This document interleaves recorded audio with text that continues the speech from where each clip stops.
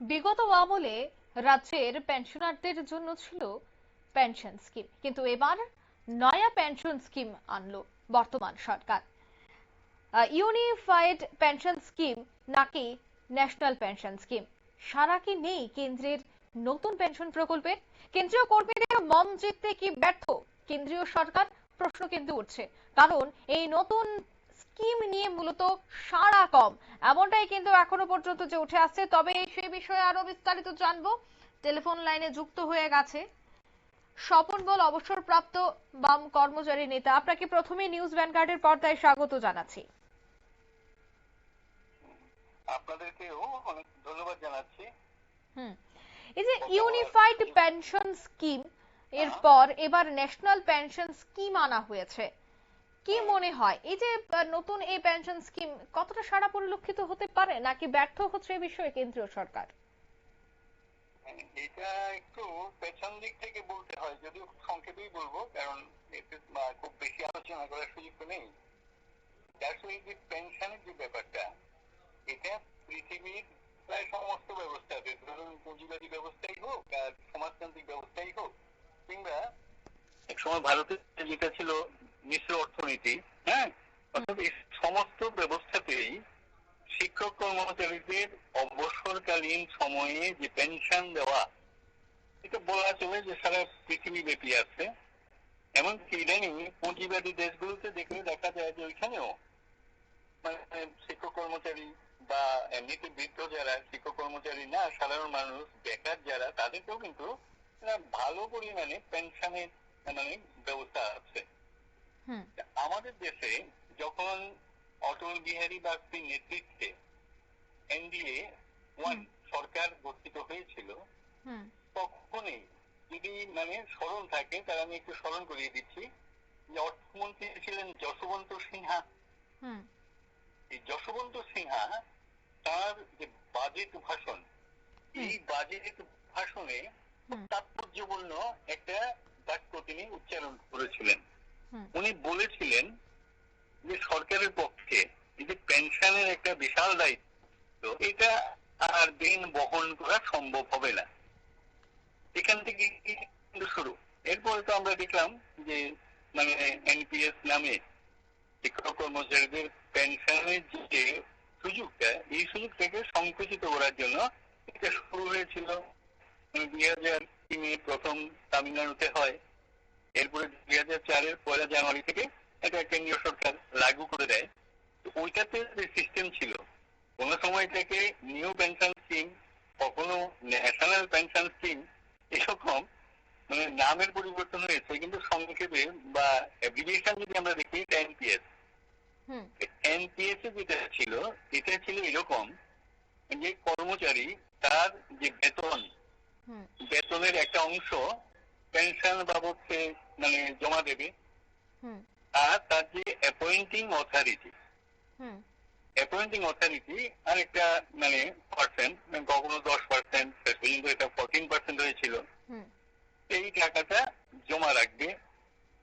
এটা মানে যারা কন্ট্রোল করবে, এখানে কিন্তু সরাসরি সরকারের কোনো ভূমিকা নেই, কারণ পিএফআরডিএ পাস হওয়ার পরে পেনশনের ব্যাপারটা টোটাল চলে গেছে কিন্তু কর্পোরেট পুঁজির হাতে, যে ওরা এগুলি মানে রেগুলেট করবে বা কন্ট্রোল করবে।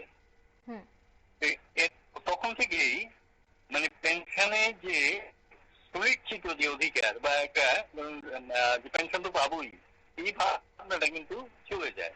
ফলে সারা দেশের শিক্ষক কর্মচারী এবং যে যে রাজ্যে এনপিএস চালু হয়েছিল, সবাই তার বিরুদ্ধে প্রতিবাদ শুরু করে এবং একটা দাবি সর্বত্র উঠে যে আমাদের যে ডিফাইন্ড বেনিফিট পেনশন, অর্থাৎ আগে থেকে যেটা ছিল ওইটাই আমাদের বহাল রাখতে হবে, কোন অবস্থাতেই এটা মানে পরিবর্তন করা যাবে না।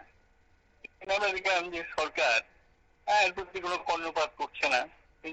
একটা সময় পরে দেখা গেল যে কিছু কিছু রাজ্যের সরকার, তারা বিধানসভা নির্বাচনের আগে প্রতিশ্রুতি দিয়েছিল যে যদি তারা ক্ষমতা আসতে পারে তাহলে তারা এনপিএস বাতিল করে ডিফাইন্ড বেনিফিট পেনশন যেটা ফিরিয়ে আনবে। কিন্তু আনতে গিয়ে দেখা গেল যে এখন ওই যে এই যে দীর্ঘ সময় তাদের টাকাটা যেটা কেটে নিয়েছে এবং নিয়োগকারী কর্তৃপক্ষ যে টাকাটা মানে দিয়েছে যে সেরকম মানে একেবারে স্বচ্ছ হিসাব নেই, এটা কিভাবে উদ্ধার করা যাবে তার কোনো সুনির্দিষ্ট মানে পদ্ধতি এখনো পাওয়া যাচ্ছে না। তো এগুলি নিয়ে প্রচন্ড সমস্যা কিন্তু রয়েছে। অর্থাৎ যেখানে বলা হলো যে এনপিএস বাতিল, এখন থেকে আবার ডিফাইন্ড বেনিফিট পেনশন স্কিম চালু হচ্ছে, কিন্তু এখানেও সমস্যা রয়ে গেছে যে ওই টাকাটার কোনো স্বচ্ছ হিসাব, এটা কিভাবে পাওয়া যাবে, কোথা থেকে মানে কোথায় আছে, এই বিষয়গুলো কিন্তু এখনো বলা চলে যে অন্ধকারে সমস্যা আছে। অর্থাৎ যারা পেনশনার্সরা রয়েছেন তাদের বা যারাই আগামী দিনে পেনশন পাবেন, বর্তমানে চাকরি করছেন সরকারি, তাদের কিছুটা হলেও প্রভাব পড়বে আগের তুলনায়। অবশ্যই, মানে একটু বলার অপেক্ষা রাখে না। আমি একটু বলছি যে আসলে তফাৎটা কোথায়।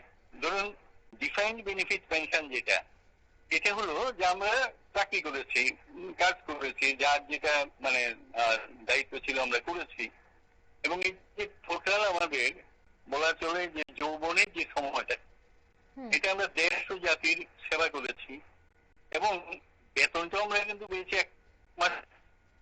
ধরুন জানুয়ারি 1 তারিখ থেকে জানুয়ারি 31 তারিখ পর্যন্ত আমি করে ফেব্রুয়ারি মাসের 1 তারিখ বা 2 তারিখ আমি জানুয়ারি মাসের বেতনটা পেয়েছি। এই যে প্রলম্বিত মানে স্যালারি, আমি তো কাজ করে গেছি জানুয়ারির 1 তারিখ থেকে, কিন্তু আমাকে স্যালারির জন্য অপেক্ষা করতে হলো 1 মাস। ফেব্রুয়ারির 1 তারিখের আগে কিন্তু আমি স্যালারি পাচ্ছি না। এখানে একটা বিষয় থেকে যাচ্ছে, আমার এই টাকাটা মানে গভর্নমেন্টের কাছেই থাকছে। এই সমস্ত দিক বিচার বিবেচনা করেই কিন্তু যে বাধ্য শুধু শিক্ষক কর্মচারী না, আসলে মানুষ যখন বার্ধক্যে পৌঁছায় তখন তার সে কর্মক্ষমতা থাকে না, তাহলে সে আসবে কি করে? তার চিকিৎসার বিষয় থাকে, তার দুবেলা দুমুঠো খাওয়ার ব্যাপার থাকে, তার অনেক সময় ডিপেন্ডেন্ট মানে ইয়ে থাকে, ছেলে মেয়ে থাকে, কে এদেরকে রক্ষা করবে? অর্থাৎ আগের তুলনায় এখন যারা পেনশন পাবেন, যারা ডিফাইন্ড বেনিফিট যে পেনশন, তা থেকে মূলত বঞ্চিতই থেকে যাচ্ছেন। অবশ্যই ওদের নিজেদের টাকা থেকে পেনশন দেবে, এটাই তো সাংঘাতিক ব্যাপার। অর্থাৎ গত সরকারের তুলনায় এবার যে এনপিএস রয়েছে তাতে অনেকটাই ভোগান্তির শিকার হতে হবে পেনশনার্সদের। অসংখ্য ধন্যবাদ আপনাকে সময় দেওয়ার জন্য। ঠিক আছে।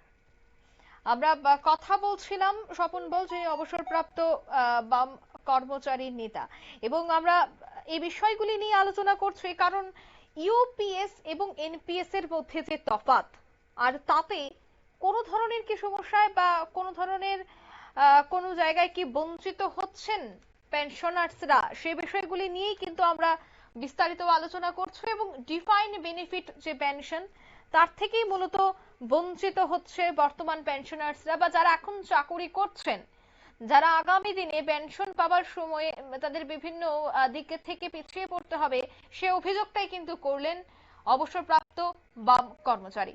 আমরা সেই বিষয়ে আরো বিস্তারিত জানবো। এই মুহূর্তে টেলিফোন লাইনে যুক্ত হয়ে গেছে সমর রায়, অবসরপ্রাপ্ত বিজেপি কর্মচারী নেতা। আপনাকে প্রথমেই নিউজ ভ্যানগার্ডের পর্দায় স্বাগত জানাচ্ছি। স্বাগত।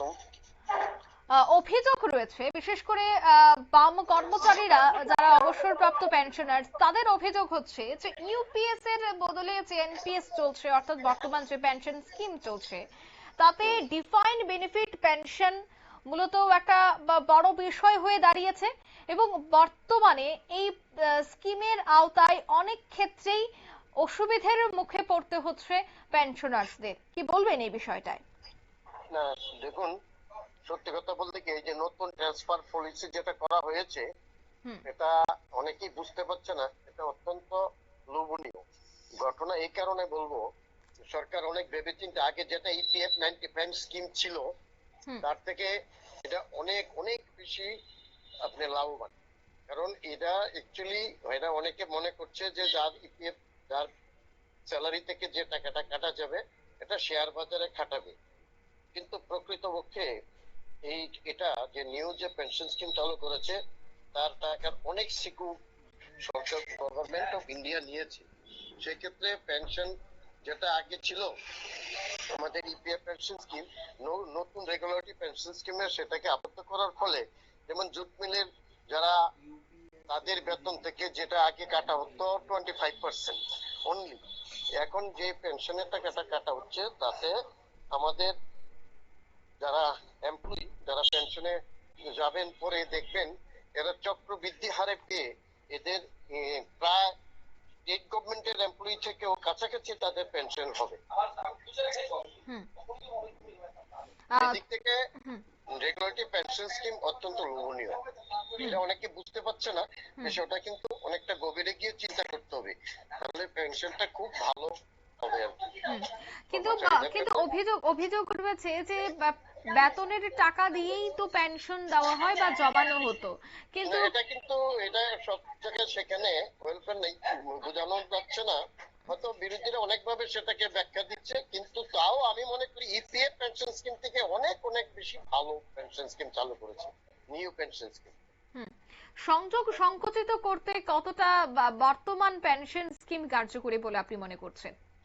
না না, নতুন পেনশন স্কিম পুরনো পেনশন স্কিম থেকে অনেকটা ডাবলের আকারে গিয়ে ধারণ করবে।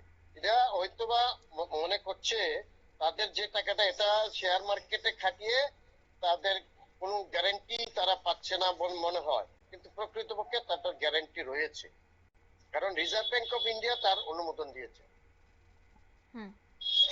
অসংখ্য ধন্যবাদ আপনাকে।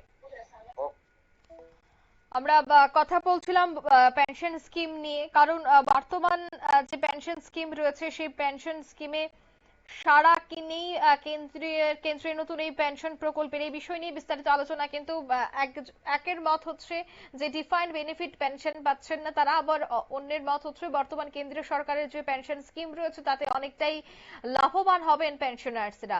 অর্থাৎ এক অংশের বক্তব্য এবং অপর অংশের বক্তব্য আমরা শোনালাম। তবে সত্যি কি এই কেন্দ্রীয় সরকারের নয়া পেনশন স্কিম বর্তমানে পেনশনার্সদের জন্য কার্যকরী? প্রশ্ন রয়ে গেল। নিয়ে নিচ্ছে ছোট্ট একটি বিজ্ঞাপন বিরতির, সঙ্গে থাকুন।